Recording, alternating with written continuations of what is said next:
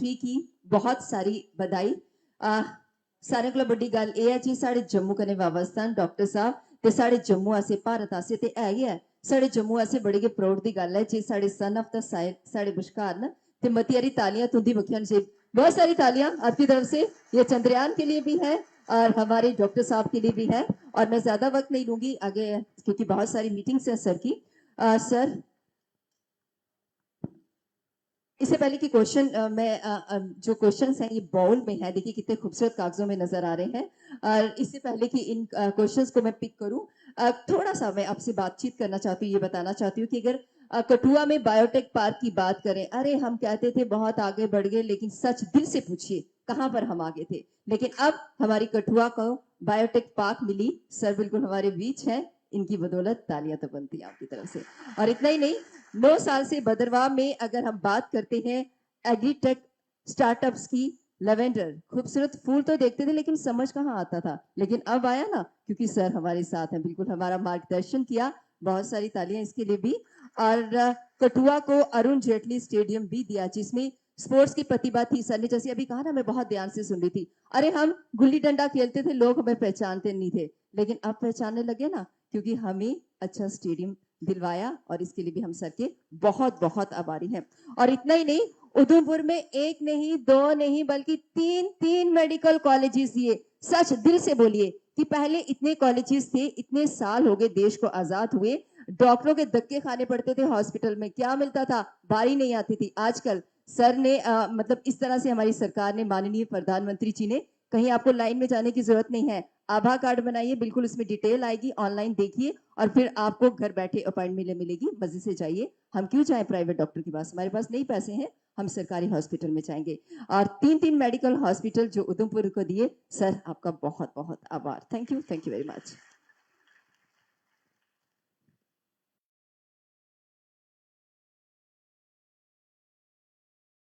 Sir सबसे पहले चंद्रयान 3 और आदित्य 1 की सफलता के लिए आपको और पूरे भारत को, हम सबको बहुत सारी दिल से शुभकामनाएं। चांद पर कदम जमाने के बाद भारत का अगला बड़ा अंतरिक्ष मिशन, सर ये आपसे प्रश्न है कि अगला अंतरिक्ष मिशन हमारा क्या होगा? आप अपने स्क्रीन पे देख सकते हैं कि हम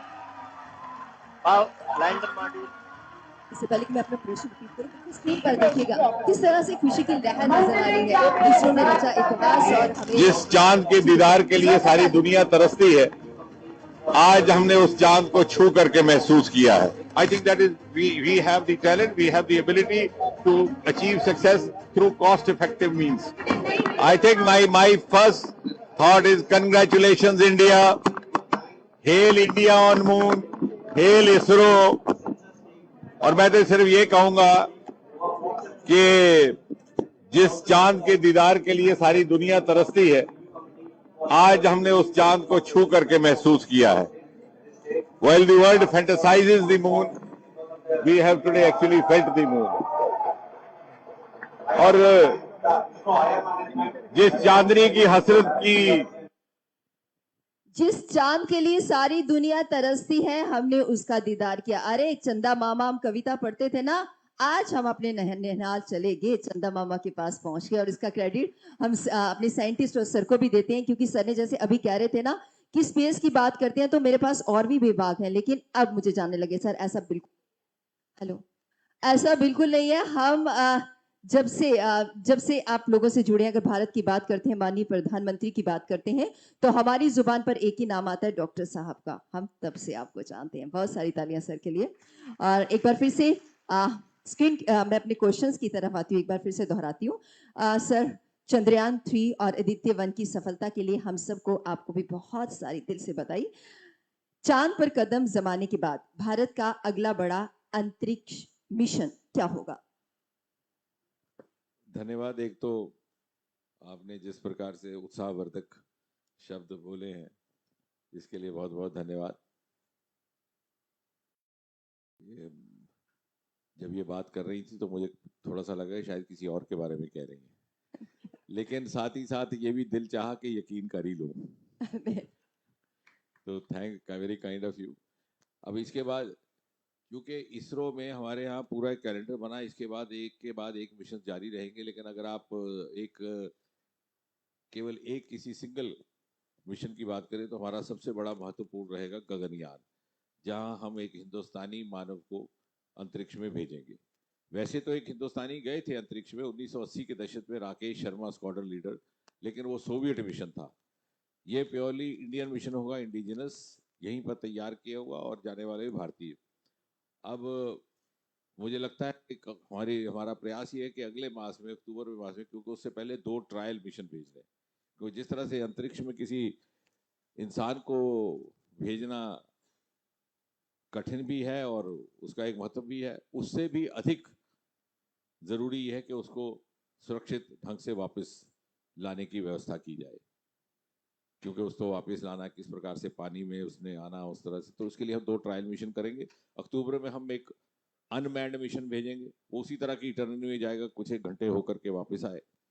उसके बाद इस साल के आखिर में, नहीं तो अगले साल के आरंभ में, एक रोबो मिशन भेजेंगे, यानी वो पूरी तरह से लाइव ह्यूमन बीइंग नहीं होगा, लेकिन the robo will mimic human being, और उस रोबो को हम फीमेल रोबो रखा है, वायोमित्र उसका नाम है।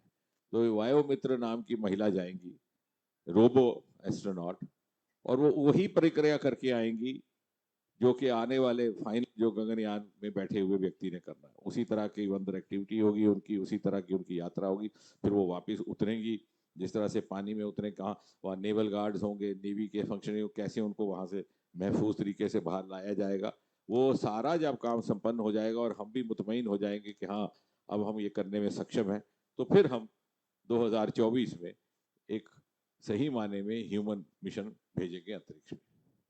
बिल्कुल, हम सबको हमारे सवाल का जवाब मिल गया कि किस तरह से हमारी फ्यूचर प्लानिंग है और हम कर दिखाएंगे, क्योंकि सर ने जैसे कहा ना, हम हमेशा बच्चों के साथ में जुड़ा रहता हूँ, और वाकई बच्चे जो हैं हमारा सबसे ज्यादा मार्गदर्शन और कोई नहीं कर सकता, सिर्फ बच्चे करते हैं, क्योंकि यही तो हमें सिखाते हैं।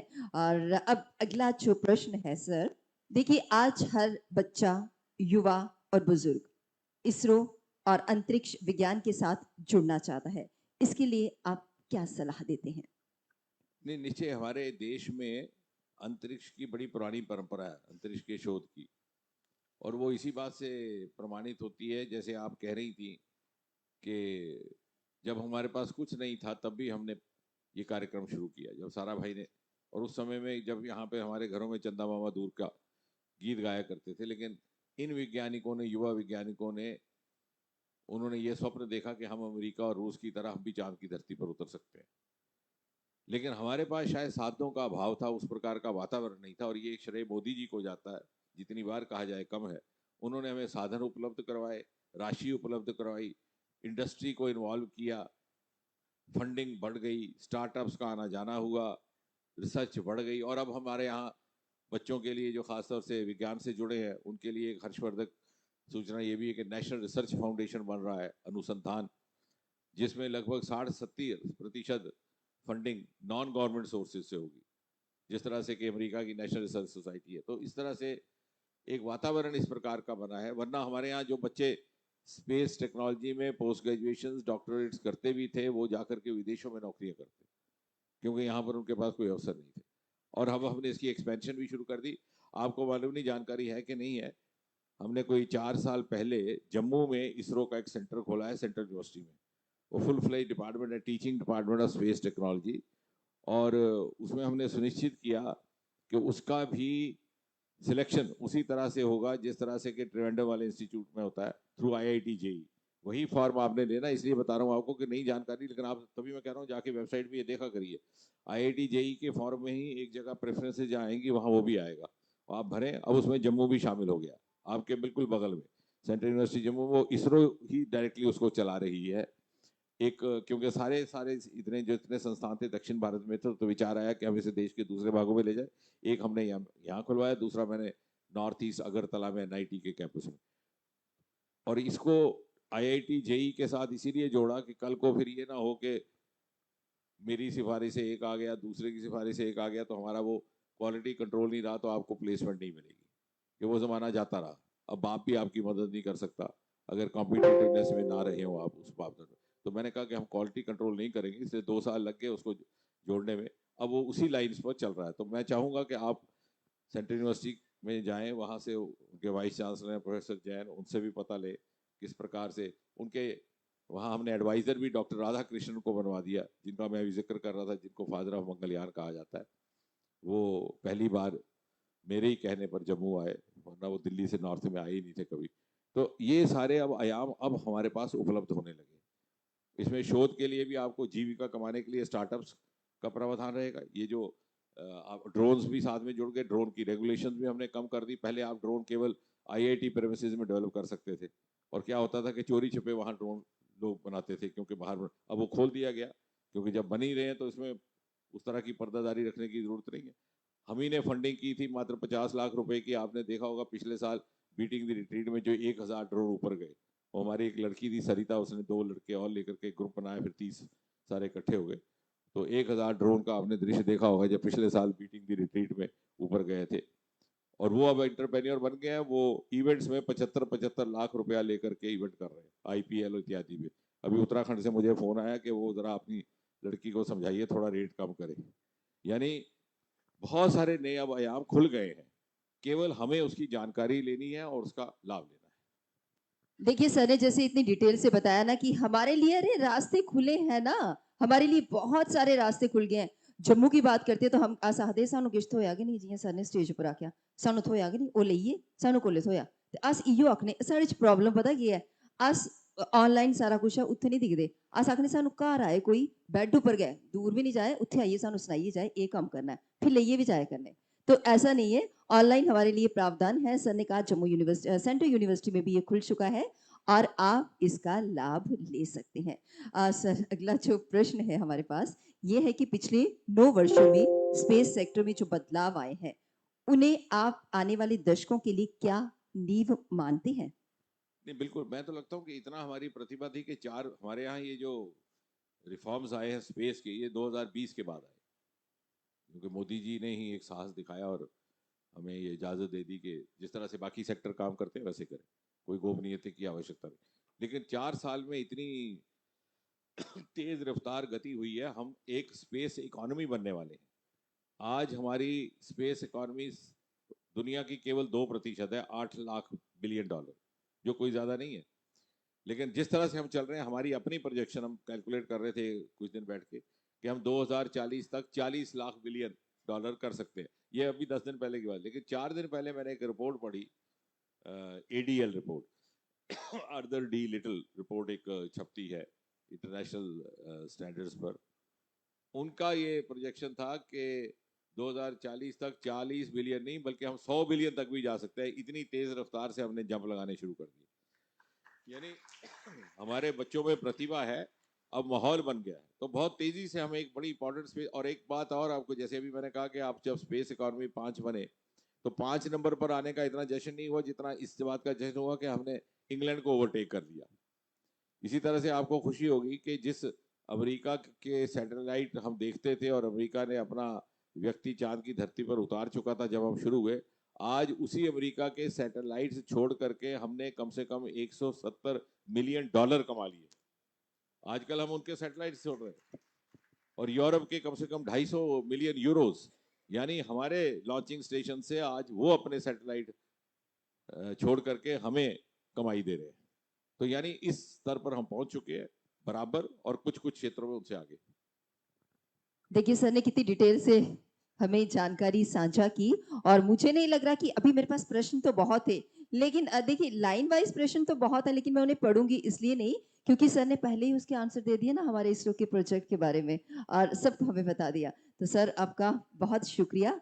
आप ऐसा करते हैं कि ज्यादा समय नहीं लेंगे सर का, क्योंकि यहाँ पे बहुत सारे बच्चे बैठे हैं, उनके बहुत सारे सवाल हैं। देखिए इस एज में ना उत्सुकता बहुत होती है, जैसे सर भी बोले थे ना स्टेज से कि इन लोगों के साथ रहने से, मैं भी ज्यादा बच्चों के साथ इसलिए लेती हूँ कि हम भी अपने आप को यंगस्टर्स महसूस करते हैं आप लोगों के साथ रहकर। और आप लोगों के जो प्रश्न हैं वो सबसे पहले तो एक, इससे पहले कि बॉल से निकाले, एक सर 9th क्लास की सावरी हैं एयरफोर्स स्कूल से, वो ये जानना चाहती हैं कि क्या सरकार यहाँ जम्मू में उपग्रह निर्माण और अंतरिक्ष प्रौद्योगिकी संस्थान स्थापित कर सकती है जहाँ पर स्कूली छात्र सीख सकते हैं या फिर उपग्रह बना सकते हैं और अंतरिक्ष के संबंध में अनुसंधान कर सकते हैं, ऐसा कुछ हो सकता ये है मैंने क्या? मेरे ख्याल से उत्तर दिया, यही कहा है बेटी अगर बैठी है तो बच्चे, शायद आपको मालूम नहीं है कि सेंट्रल यूनिवर्सिटी में हम पहले से ही ये डिपार्टमेंट पिछले 4 साल से खुला हुआ है। आप वहाँ जाओ और सारा कुछ वहाँ उपलब्ध है। और वहाँ स्टार्टअप्स भी कुछ एक बच्चे, एक लड़की भी, दो कुछ एक बच्चियाँ भी हैं वहाँ पर स्टार्टअप्स। यही तो मैं कह रहा हूँ कि जानकारी का अभाव है, क्योंकि हमारे मीडिया वाले खड़े हैं पूछने के लिए कि पाकिस्तान को क्या करना है जब से हमला हुआ, लेकिन इसकी खबर नहीं देंगे। मुश्किल ये है, अगर किसी को गाली दे दूंगा तो खबर लग जाएगी, फिर वो पूछेंगे आपने मैडम को गाली दी, मैडम को शाम को पूछेंगे आपको कैसा लगा, गाली अच्छी लगी। तो बच्चे ये आपने इसलिए, लेकिन मैं आपको ये बताऊं हमें इसकी जरूरत ही नहीं है। हमारा इन हाउस सिस्टम इतना सिस्टम है।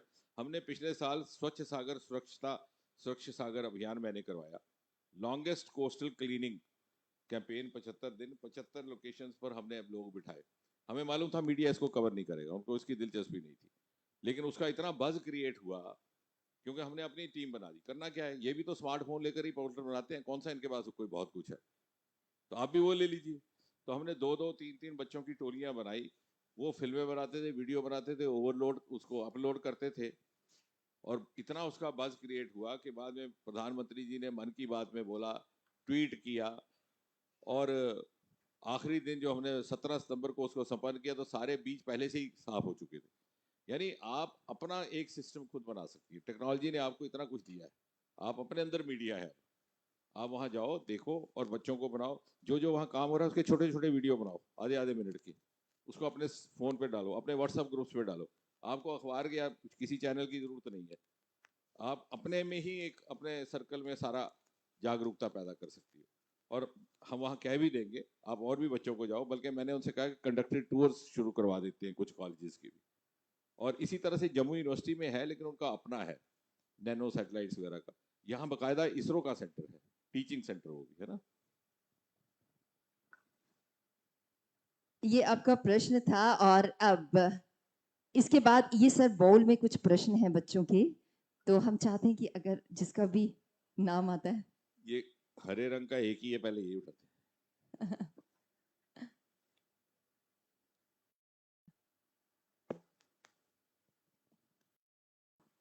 देखो ये जो रंग था ना, हमने सोच के नहीं डाला था, सर को पसंद आ गया तो ये हमने सबसे पहले बाहर निकाल लिया। ये देखिए, और ये है नैन्सी। नैन्सी का प्रश्न है। नैन्सी आप खड़े हो जाइए, आप अब खुद अपना प्रश्न करिए, माइक दीजिए इनको। Good afternoon, respected sir, and one and all present here. So my question is, as we all know that about 9 years ago, Udhampur Lok Sabha constituency has numerous infrastructure projects. So sir, if you have to choose, which one is your favorite? नहीं, आपने अच्छा, that gives me an opportunity also to enumerate all those project. अब उसका समय नहीं है कि मुझे भी निकलना है, लेकिन अगर आप एक का पूछेंगे उधमपुर को लेकर के, तो मुझे लगता है देविका का प्रोजेक्ट, फॉर 2 और 3 रीजन। पहला तो रिवर रिजुविनेशन का, गंगा, नमामि गंगा की तर्ज पर पहला प्रोजेक्ट उत्तर भारत में। दूसरा, हमारे साथ आस्था भी जुड़ी है, गंगा भैया की बड़ी बहन मानते हैं देविका को। तीसरा, कभी शायद किसी विश्लेषक को ख्याल आएगा, अभी तो मीडिया का उस तरफ इतना ध्यान नहीं जाता, जैसे मैंने कहा कि ये देविका बरसों से बहती रही, वही देविका, वही उधमपुर, वही आस्था, इतनी पीढ़ियां इसके किनारे पली बड़ी जन्मी, वहीं पर उनके संस्कार भी हो गए। लेकिन कभी किसी सरकार ने, कभी किसी ने इसकी सफाई की चिंता नहीं की। तो यदि कुछ एक लोगों ने आगे बढ़ करके इसका ध्यान किया है, इसकी चिंता की है, तो मुझे लगता है वही एक सोच में बहुत बड़ा बदलाव है। और हम जैसा देख रहे हैं कि वो केवल एक रिजुविनेशन का और रेनोवेशन ही नहीं रहेगा, एक टूरिस्ट डेस्टिनेशन भी बनेगा। अब उसके साथ साथ हमने एक वाटर सीवेज प्लांट भी जोड़ दिया है पानी की सफाई के लिए। उसके अतिरिक्त वहाँ मेडिकल कॉलेज है उधमपुर में, इसी कॉन्स्टिट्यूंसी है जिसमें देश भर में, जिसमें 3-3 सेंट्रली फंडेड मेडिकल कॉलेजेस आए, 3-3 नेशनल हाईवेज आए हैं। मुझे लग रहा है गिनने लगे तो बहुत लंबी लिस्ट है, लेकिन देविका एक होलसम प्रोजेक्ट है। Thank you sir. Nice to interact. चलिए, अब सर को भी मीटिंग में भी जाना है, मैं जल्दी से खुद ही प्रश्न निकालती हूँ। ये रही स्लिप, और इस पे नाम है साहुर्ती।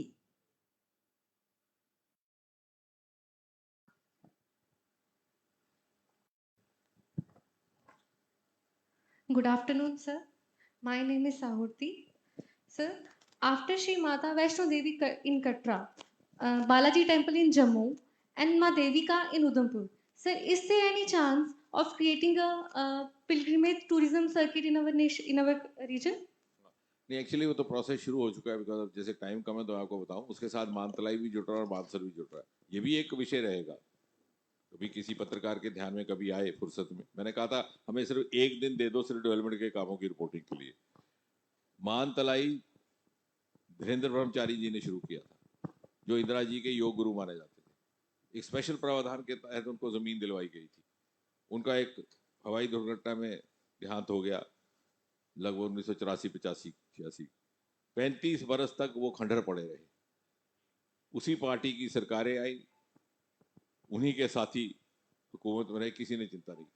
हमने वहां पर 200 करोड़ रुपया लगा करके, वो देखने वाली चीज है। अगर मैं कहूँगा कि स्कूल कॉलेज एक कंडक्टेड टूर करे, मानतलाई बहुत अच्छे तरीके से उभर करके आया है। उसमें एक वेलनेस सेंटर भी है, योगा सेंटर भी है, उसमें एडवेंचर भी है, टूरिज्म भी है। एक होलसम हमने एक बनाया है, हेलीपैड बनाया ताकि बाहर से आ सके। और उसके साथ साथ मानसर को 100 करोड़ रुपए का प्रोजेक्ट शुरू हो गया। वो एक हमारा स्वराज्य योजना है, उसके तहत हो रहा है। तो ये सर्किट जैसा आप ठीक कह रही हैं, वैष्णो देवी और इस मंदिर के साथ ये दो भी जुड़ जाएंगे। और सुध महादेव से नया हाईवे जो खिलैनी से होकर के निकल के सुध महादेव होता हुआ उस पहाड़ी इलाके में जाएगा जहां लोगों ने कभी गाड़ी तक नहीं देखी थी। बीच में मेरा अपना गांव भी पुराना आता है कलोता, वहां हमारे बुजुर्ग बिना मोटर कार के दर्शन किए गुजर जाते थे, क्योंकि एक बस आती थी पूरे दिन में। आज वहां नेशनल हाईवे गुजर रहा है, तो वो सुधमा देव भी इसी सर्किट में आ जाएगा। तो एक बहुत बड़ा सर्किट बनने वाला है। इसमें केवल ये है कि सब कुछ सरकार पर छोड़ना नहीं चाहिए, सरकार कर भी नहीं सकती, लेकिन धीरे धीरे जैसे उसका पोटेंशियल बढ़ेगा तो मुझे लगता है इसको पब्लिक प्राइवेट पार्टिसिपेशन को, मैं अभी पानतलाई गया था पिछले हफ्ते, तो मैंने कहा कि यहाँ पर प्राइवेट पार्टनर्स को हम लेकर आए, और एक होटल चेन ने भी वहाँ पर पेशकश की है। तो जितनी ज़्यादा हमारी पार्टिसिपेशन प्राइवेट होगी, उतना ज़्यादा इसका अपना एक सेल्फ सस्टेनिंग इकोनॉमी बनेगी। Thank you sir. बिल्कुल, आपको अपने प्रश्न का उत्तर मिल गया होगा, और अब ज्यादा समय नहीं लेते, जितना सर बोलेंगे उतनी स्लिप्स में निकालूंगी। 2 बच्चों के नाम आने वाले हैं, देखते हैं किन बच्चों के नाम है मेरे हाथ में।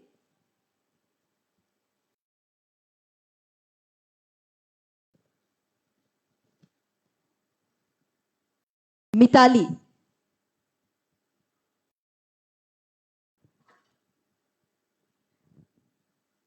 Good afternoon, sir. Sir, my question is how we can become the part of India's growth journey. You should listen to the recording of what I spoke 20 minutes. Honestly, Yeah. you have all the opportunity. You first have, because there are outlets in plenty. You have to first realize what is your inherent aspiration and your inherent aptitude, and you will find the outlets, which was not the case in my generation. We had to be led by whatever was available. Now the plenty is the problem. Thank you so much, sir. Thank you. देखिए, सब बातों की एक ही बात, बहुत कुछ है हमारे पास, अरे ढूंढिए ना उसको, मिलेगा, जरूर मिलेगा। और अभी एक ही स्लिप निकालूंगी, क्योंकि कुछ बच्चों के नाम भी उसके बाद मुझे अनाउंस करने हैं, जिनको फेलिसिटेट किया जाएगा। ये है लखविंदर।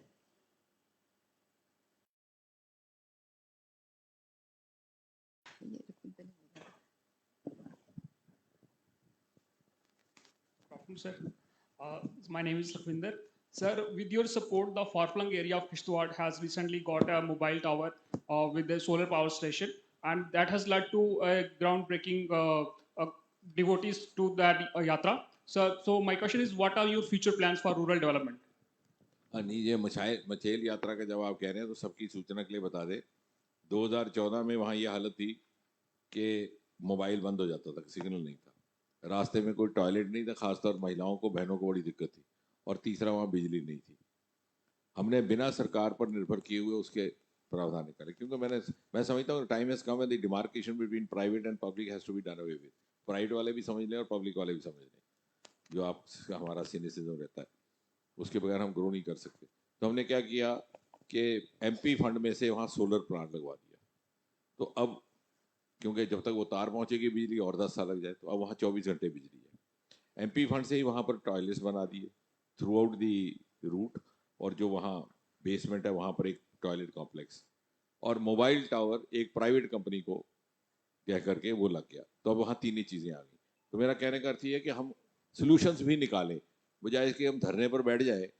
तो वो फिर वो धरना में क्या होता है, 10 पोजीशन के बाद खुद भी थक जाता है और सरकार को भी पता है ये थक के घर जाने वाले हैं। मीडिया वालों को 10-15 दिन खबर मिल जाती है, लेकिन आउटकम कोई नहीं होता। तो अभी हमारे पास ऐसी व्यवस्थाएं हैं कि हम सोल्यूशन निकाल सकते हैं। और अब रूरल का जो है, आने वाले समय में बहुत बड़ा सीन ये बदलेगा कि this is a rapid urbanization of rural India. बहुत सारा रूरल इंडिया अर्बन बनने वाला है, which is going to be the next big challenge, how to deal. अब वही और उससे क्या है, बीमारी जो शहरों में होती है वही रूरल में भी होती है, क्योंकि वही टिंड फूड जाता है, वही सारा। तो लेकिन डेवलपमेंट बहुत तेजी से बढ़ रही है। जैसे आप देखें, Kishtwar is going to be the north India's power hub. लगभग 6000 मेगावाट बिजली वहां से बनेगी और सारे प्रदेश को और बाहर भी जाएगी। और ये सारे प्रोजेक्ट्स पिछले 6-7 सालों में, पक्कल डोल, कीरू, क्वार प्रोजेक्ट, रेटले पिछली सरकार बंद कर चुकी थी, वो भी शुरू हो गया। तो मुझे लग रहा है आने वाले टाइम में तो ये रूरल और अर्बन रहेगा ही नहीं, सब एक समान हो जाएगा। Thank you sir. बहुत शुक्रिया सर। अभी ऐसा करते हैं, अब ये जो फेलिसिटेट करना वो करें क्या सर? अच्छा सर कह रहे एक कोई सर मुझे, अच्छा चलो एक खोल लेते, क्योंकि देखिए सर को बच्चों का कितना ख्याल है। कहते बच्चे डिसपॉइंट ना हो, देखिए घर से आए हैं, तालियां तो होनी चाहिए इस बात के लिए। कहते जल्दी जल्दी से सारे ही पढ़ दो। इसके चलो साक्षी, ये आपका सवाल है सर, मैं आपको जल्दी से पढ़ देती हूँ। साथ खड़े भी जाओ। एक बहुत मशहूर किस्सा है आपका इमरजेंसी के समय का, जब आप चेन्नई में गए थे सर, और आपके साथ रह रहे सभी लोगों को पुलिस ने पकड़ लिया था। उस बारे में कुछ बताइए ना, क्या हुआ था? ये एक प्रश्न है। वो अब वो क्या, आपको क्या दिलचस्पी रहेगी, आपने वो देखा नहीं जवाना। वो एक्चुअली क्या था कि वो हमारे यहाँ सामने शाखा लगती थी, तो वो संघ वालों ने कहा था कि इसका सुबह ध्यान रखा करो। तो वो आकर के अपने वो गणपति मेरे उसमें रख जाते थे और मैं चला जाता था कॉलेज। तो वो बाद में शाखा आके वहीं पे तो आने बंद हो गए। तो मैंने समझा कि कहीं कॉलेज वाले टूर गए होंगे। तो 5-4 दिन गुजर गए, फिर एक बड़े सीनियर व्यक्ति आए वहाँ से कार्यालय से। तो उन्होंने कहा साहब ऐसे ऐसे वहाँ आते थे। मैं कहा तो आप नहीं आ रहे? मैंने कहा जो कहीं गए होंगे। बोले नहीं गए नहीं, यही बताने आए हैं। वो आज रेड हुआ, सारे के सारे अंदर हो गए। तो आप भी ज़्यादा बाहर ढूंढने मत निकलना, क्योंकि आपकी परीक्षा आ रही है। तो वो एक अलग जमाना था वो इमरजेंसी का। तो वो आपने तो खैर देखा नहीं, मगर that was a turning point in the history of Indian democracy, and also that vindicated India's inherent resilience, कि लोगों में कितनी पावर है, शक्ति है टू सस्टेन डेमोक्रेसी। कि इतना ज़्यादा आतंक का माहौल था कि कोई किसी से बात नहीं था करता। घर जाते डर लगता था रास्ते में वेसेक्टमी हो जाएगी, नसबंदी। वो फैमिली प्लानिंग का ऐसा कैंपेन शुरू हुआ था, घर अकेले नहीं जा सकता था आदमी हॉस्टल, इस तरह का। तो एनीवे, देखिए प्रश्न बहुत अच्छा था, आंसर भी अच्छा था, लेकिन तालियां नहीं बजाई आपने इस बात के लिए। देखिए तो खास बात सर ने कितनी अच्छी बात है, कितने अच्छे तरीके से कही। तो जल्दी से अगला प्रश्न पढ़ देती हूँ। ये नाम भी सर बड़ा प्यारा है, जो नाम पढ़ने वाली, वैसे तो सब नाम प्यारे थे। सरयू नदी के नाम पे, Saryu. Startup culture has been accepted, Saryu खड़े हो जाओ। Startup culture has been accepted across the country, but it is still picking up in Jammu and Kashmir. As a citizen, what can we do push it further in this region? बेटे इसका तो जवाब हो ही गया। Sir, I have another question actually. I have something to add up to this. तो sir मेरा question है कि बहुत बेसिक सा क्वेश्चन है कि हम स्टार्टअप्स के बारे में बहुत बात कर रहे हैं, and we come to know about this startup thing when we either are in the higher education और in higher classes, you know. So आपको कोई ऐसा पॉलिसी रिफॉर्म या एजुकेशनल सिस्टम में ऐसा कुछ लगता है कि we should introduce at the primary level? नहीं, ठीक कह रही है। उसमें ऐसा Yeah. है कि मैंने एक शुरू किया कॉलेजेस में एक्सपेरिमेंट। मैं सोच रहा हूँ उसको अब स्कूल्स में ले जाने का, मेंटरशिप प्रोग्राम। जो है सबसे Yes, sir. पहले सबसे ज्यादा खराबी माता पिता करते हैं। हम्म। जब बच्चा क्लास 10th के से निकलता है ना, फिर उसको डालते हैं वो सचदेवा, फलाना ढगाना, वो घुमा दिया उसको अपना भी समझ नहीं होती, उसको समय भी नहीं मिलता। तो हमने कुछ 700 कॉलेजेस आइडेंटिफाई किए देश भर में, उनको स्टार कॉलेजेस का नाम दिया।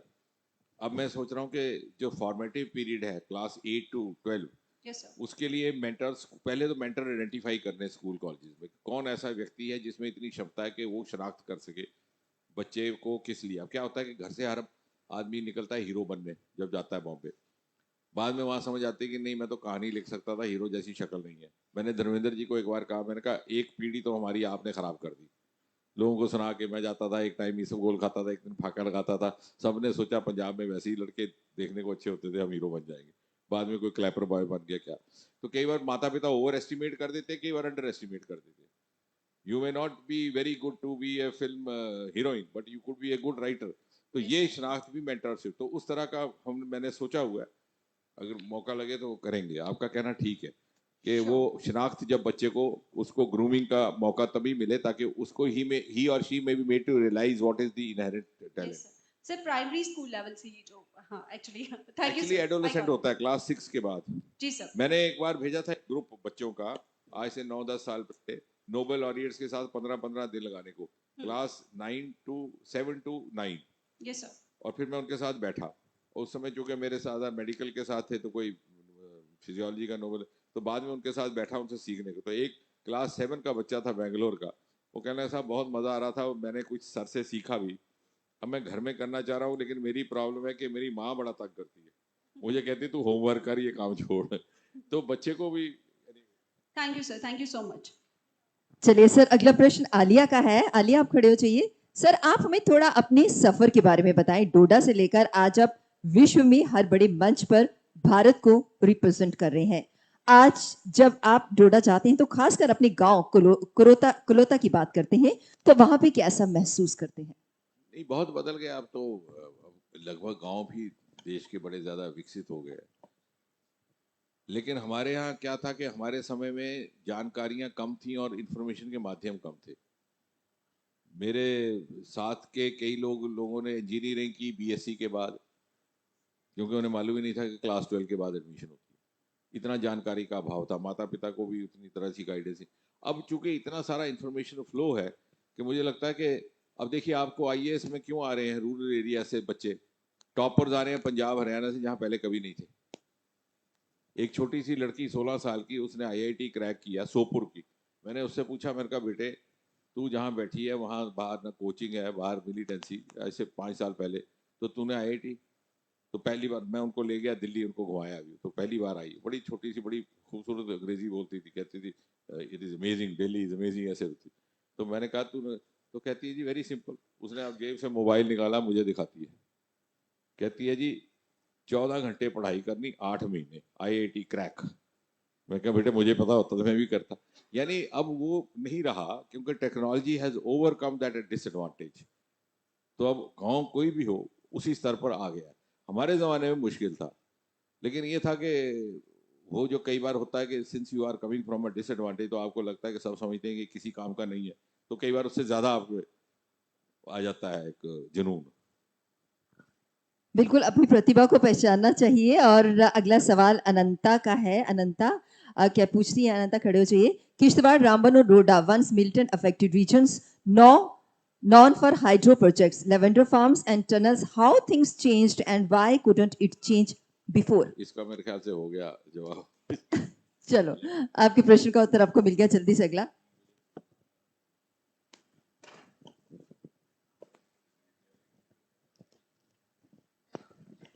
राहुल का प्रश्न है, पिछले 9 वर्ष के कार्यकाल में आप हर दिन काम करते दिखे हैं। वीकेंड को आप अपनी कॉन्स्टिट्यूएंसी में किसी ना किसी दूरदराज इलाके में सर लोगों के बीच दिखते हैं।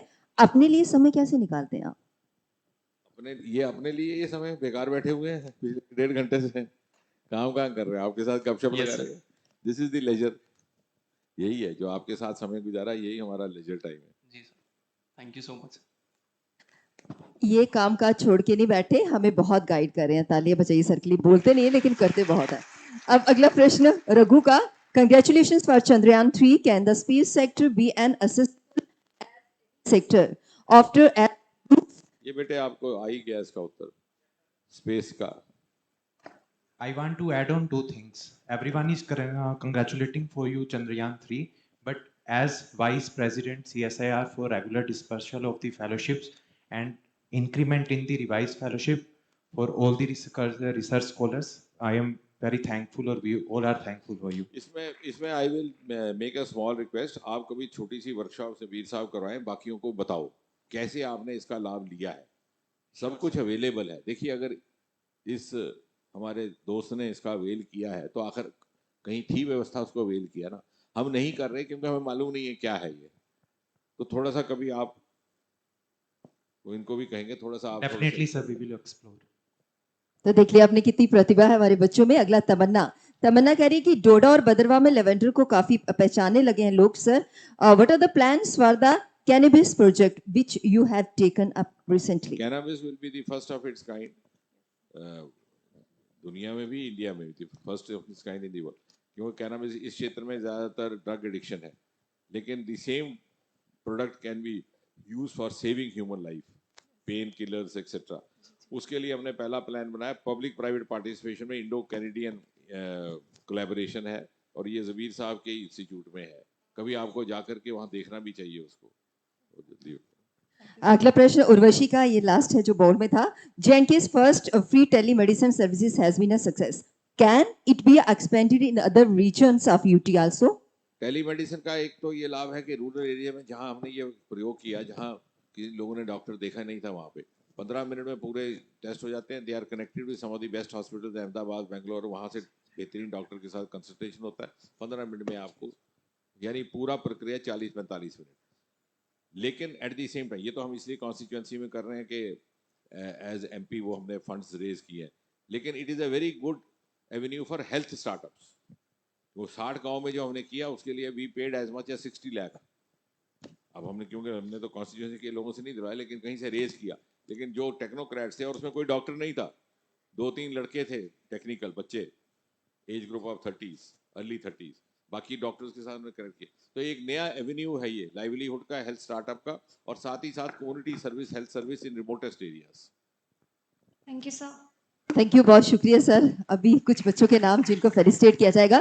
सर के लिए बहुत सारी तालियां। इतने सारे प्रश्न थे और सर बिजी थे, इतना टाइम नहीं था, लेकिन फिर भी सर ने वक्त निकाला। कहते